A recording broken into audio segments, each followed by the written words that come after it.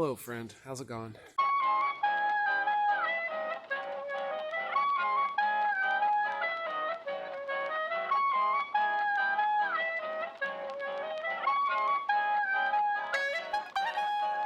Good morning.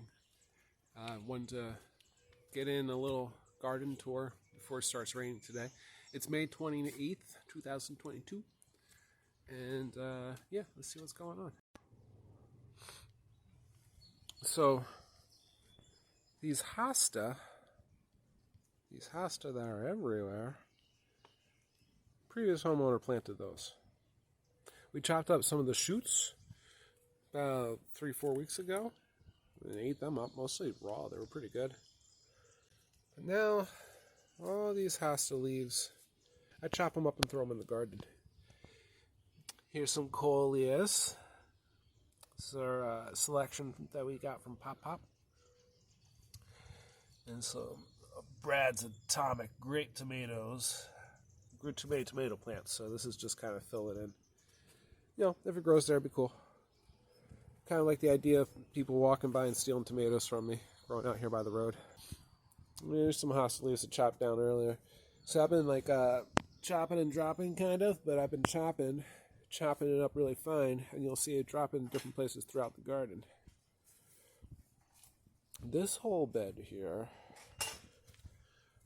5-color silver beets, and some what was labeled as rainbow beets. 5-color Swiss chard, actually. So yeah, pretty much this whole thing here is like different types of beets and Swiss chard. All my tags are fading away, as you can see here. I think this cluster over here was Detroit red beets. I have to get me a good garden marker. Maybe paint some pieces of wood. I'll take care of that later. At the back, some of these little shoots coming up. Those are everlasting peas. A perennial pea. Which I've been trying to plant all along the fence here. And then we got two guys here. Right here. And over here. This big guy. Sorry, I'm doing this with 0 hands-free. Those were supposed to be 1,000-head kale. Let's see what happens with that. This is the mint bucket.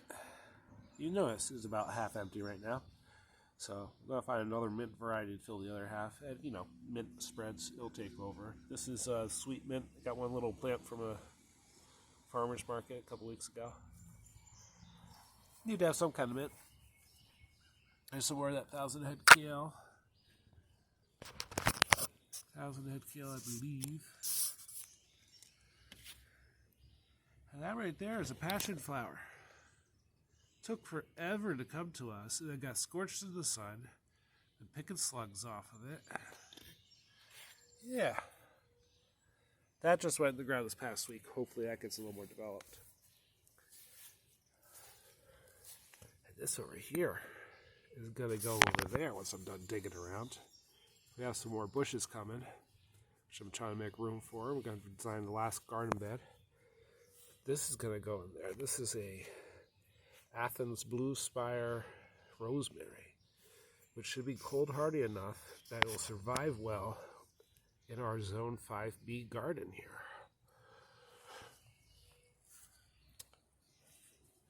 We need some success stories, so over here's the success stories. Now this spot, because of that house, but more importantly, because of that house, this spot gets a little bit of sun early in the morning, but a lot of it sun late in the evening. So interesting, it's been working out. This is Ragged Jack kale. Some big, beautiful leaves there. Ragged Jack, Ragged Jack, Ragged Jack. Oh, Ragged Jack in the back. Some sage. Salvia officinalis. Both of these guys. Got those from the grocery store. Some weeds.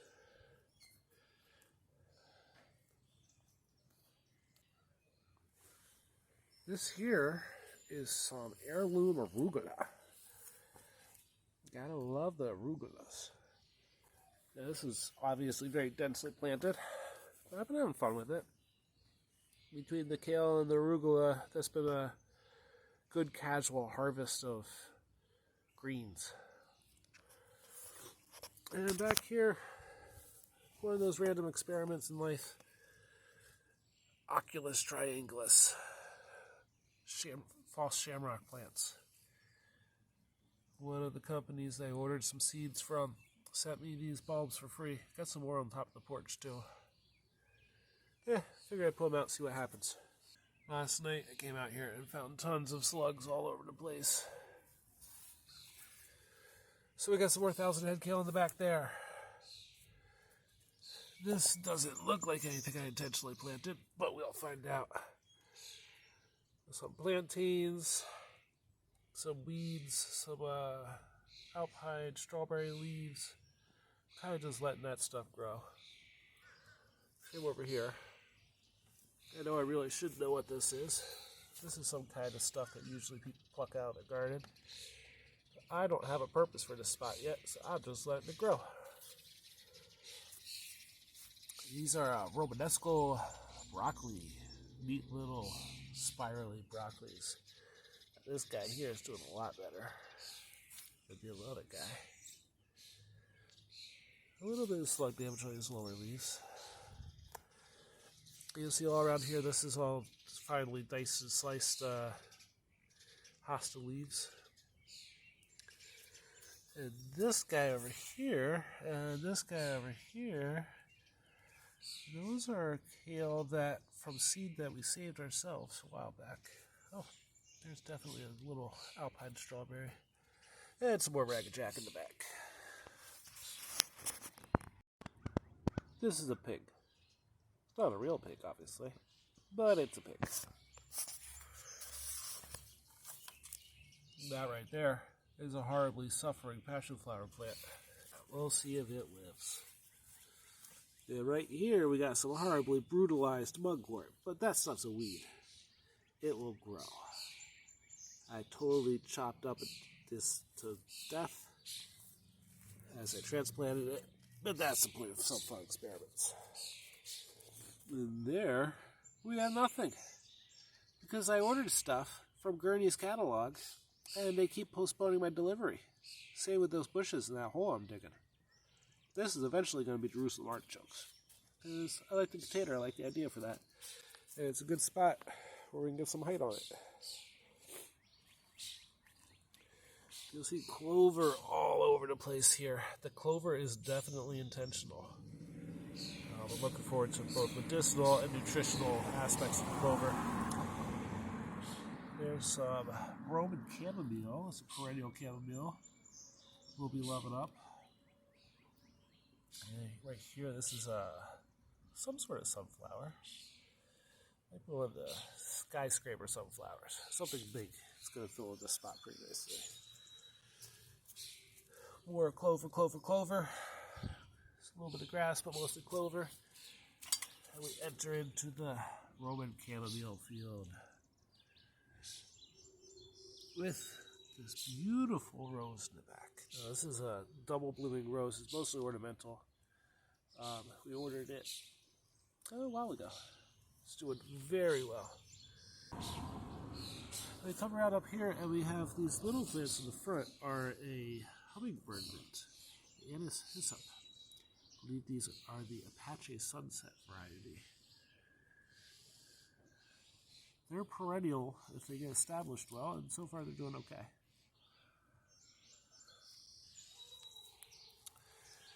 This up here is intended to be my little medicine wheel, which the only part of the wheel is doing really great is my clover patch. And that's how it is sometimes. Red clover patch, because red clover seed is really cheap, so I got it everywhere, because it's good for me and it's good for you. Red clover, red clover. Some calendula in the middle.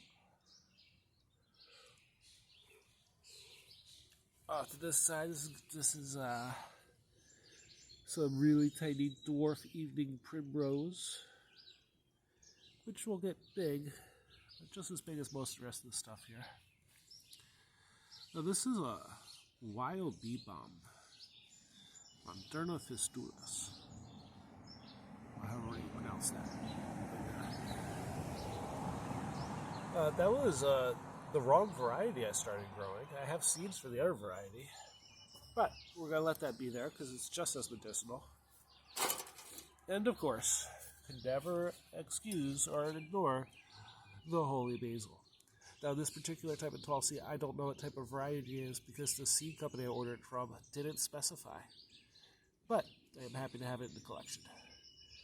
Once again, all of this stuff in here, that is hosta leaves that were chopped in here. This corner, the last corner, is our lemon balm. So these are plants that were growing in the basement that kind of got scorched in the sun. And these are little seedlings. They're just starting to shoot up from seeds I put in about a week or two ago. Lavender bush I bought at Home Depot. It's doing pretty good. I like its spot here. Moving kind of into the seasoning Mediterranean section. The oregano. The purple sage I'm very happy with. I had to trim this back, but it's doing pretty good. It's survived the winter pretty well. And the thyme. All of these overwintered for us. A little more oregano over here. And then some big, lovely clover that overwintered from last year. Loving it. Gotta figure that's probably 14, 16 inches tall there. And these guys are onions, but not just any onions. These are Egyptian walking onions. It's going to be a nice cluster soon. Down here, another wild weed that I love. Yellow wood sorrel. It's another type of oxalis. You can make like a lemonade out of it. It's got a lot of vitamin C. Looks like a clover, but you see they're not the same. They fold up their leaves. And these buckets, these are the blue Adirondack potatoes. I'm so happy with these because our potatoes in the basement over the winter, it was not the right conditions. And these are cool potatoes. Looking forward to making blue potato French fries. So this bed was mostly just sown recently. These peppers in the back were transplants from the basement. We got sweet banana peppers on the outside here. And we got some bell peppers on the inside. And on the other side of the fence, habaneros, and I believe those are dwarf Thai hot peppers. And then down here we got the garlic chive patch, which is just starting to germinate a little bit. What's this? These baby slugs? No, those are mushrooms. Cool mushrooms. There's a little garlic chive seed. Oh. Yes. Oh, my feet are getting all muddy. Over here, down like this strip right here, just starting to shoot up. These are the baby Bubba okra. Looking forward to seeing those come out. These guys were transplants from the basement. They looked beautiful when we brought them out here, but the slugs destroyed them. I don't think we have any more. Those are Amaranthius tricolor amaranth. I was looking forward to those for salads. But we still have plenty of the red garnet amaranth here. These are really small seedlings, but they're going to be thinned out a little bit later. And over here, another type of amaranth. This is the Love Lies Bleeding. Dreadlock amaranth, I've been calling it. Amaranthus caudatus. And regular onion chives over here because we love alliums. And if we don't eat them all, they'll look pretty. This Little bed with the gnome here. Freya helped me plant wildflower seeds in here last year. We just kind of let it do its thing. I believe this cluster here was a head off of some coneflower, some echinacea we just kind of shoved in the dirt. In the bird cage, these are morning glories from seeds that we harvested from morning glories we had growing in here last year at the apartment. And here we have two different types of blueberries. Now, I ordered them and they were delivered, so I can look it up and find out what type they are. Importantly, though, two different types. The plan is to keep them pruned in the right directions so they can coexist. And then back here, we used to have some cinnamon basil and some lemon basil, but that all died. What we're left with is this dark opal purple basil. And ooh, cilantro. This is our little cilantro forest up tight against the tomatoes in the trash-picked tomato cages. These are black strawberry tomatoes. They were growing in the basement before being transplanted out here. And I am excited for them to grow up. This guy down here is Brad's Atomic Grape Tomato, which we have a couple different places. Still need to put a cage around him. And this cilantro, oh, this cilantro is delicious. Delicious. If you're gonna do it right. Yeah, there's a bucket. That's the blue bucket. Girls like the blue bucket. I think it's the only blue bucket I have. Nasturtium. This is the jeweled mix nasturtium. I put the seeds in way too late in the season. But really, the ones that I brought out way too early died because of the frost. Lesson learned. Don't bring your things outside before the frost. Next to the nasturtium, one of the slug favorites, Midnight Moon Eggplant.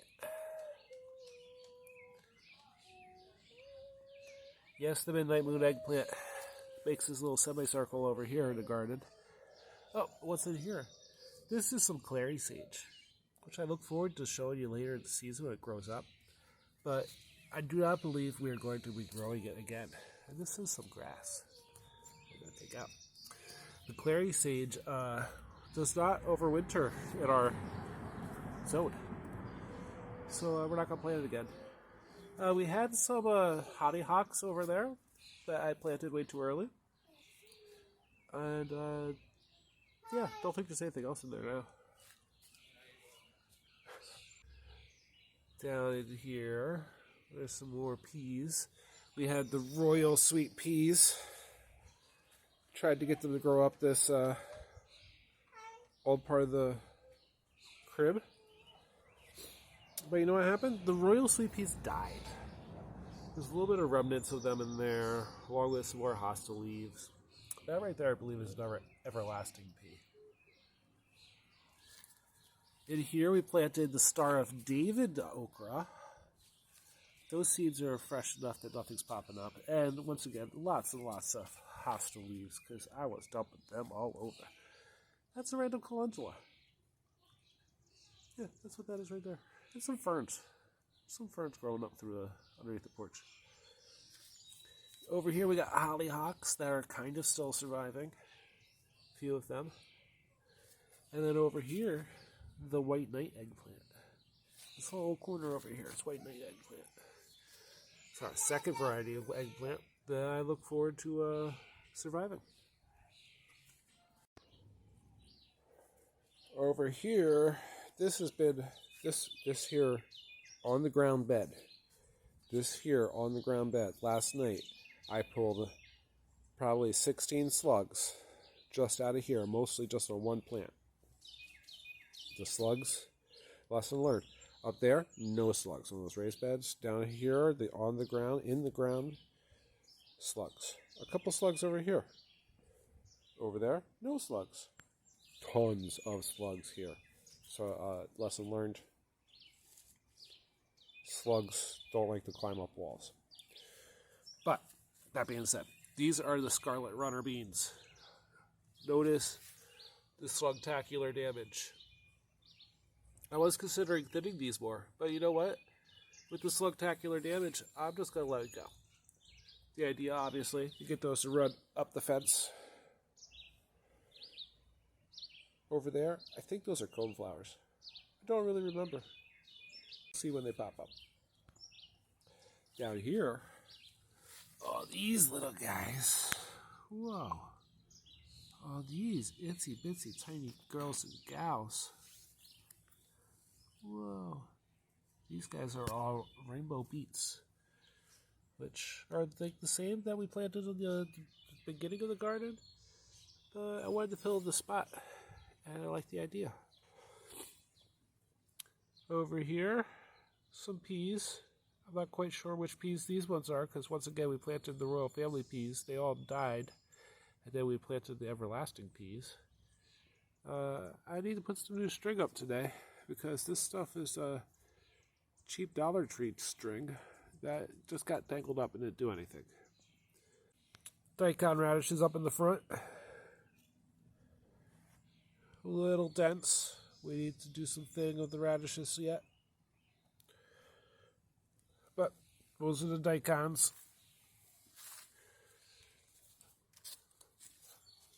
That's a scarlet runner in the back there. And a slug. Uh-oh. Oh, right there. There's the enemy. Evil orange slugtitis. Let's get something. Last night I picked them up with my fingers and it was yucky. I had to wash my hands for like 5 minutes, get slug juice off my hands. So today we picked them up with sticks. Yeah. Didn't even pick up a stick, but it did get on my fingers. Evil slug and whatever else is in this little bundle of stuff. We're going to walk you out to the road. I'm going to pitch him off the wall.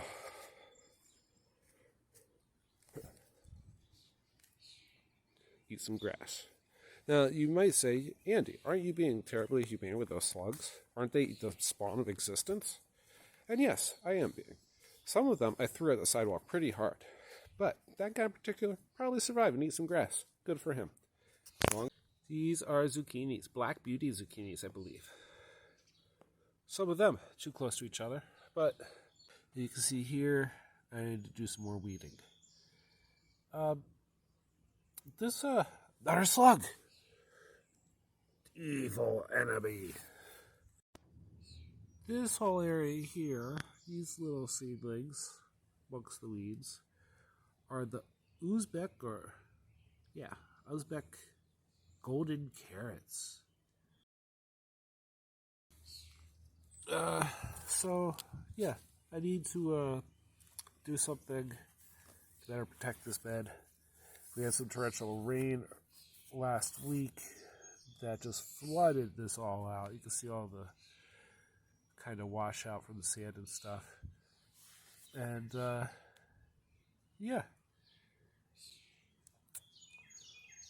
everything here, I don't know if it's going to suffer from it, but that's how we roll the dice here. 3 things, 1 bed. So, lessons learned from this bed. I had previously put a bunch of bare root strawberries in. Way too many. I overplanted bare root strawberries in here that I got from Tractor Supply. And you know what? It was too early in the season. And they all died from frost because I did stupid things. Now, in replacement of them, I believe this is a San Marzano cherry? No, San Marzano tomato. That's a determinate tomato. This is a lovely strawberry we got from Cool Place in Tunkhannock that I forget the name of. So I'm hoping that strawberry will just spread out ultimately and fill most of this bed. Let's figure out with some runners already. But the tomatoes are here for the season. Here's some more Bratz Atomic Great tomatoes. This one got pruned back pretty hard to some deading off some stuff.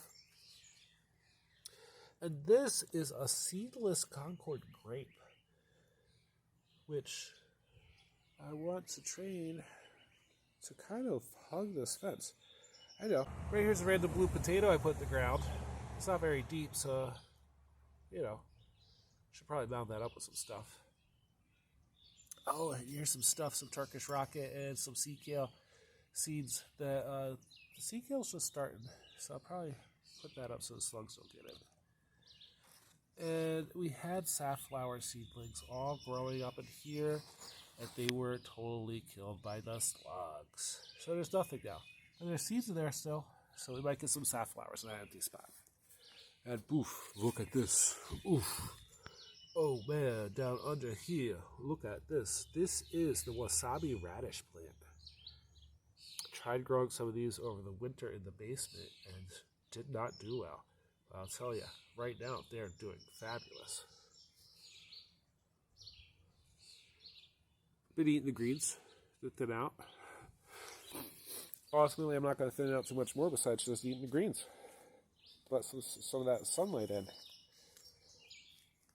This is the sunflower bed. Now we have red sunflowers, we have skyscraper sunflowers, and we have giant American sunflowers. And all that little stuff in between is that, you guessed it, red clover.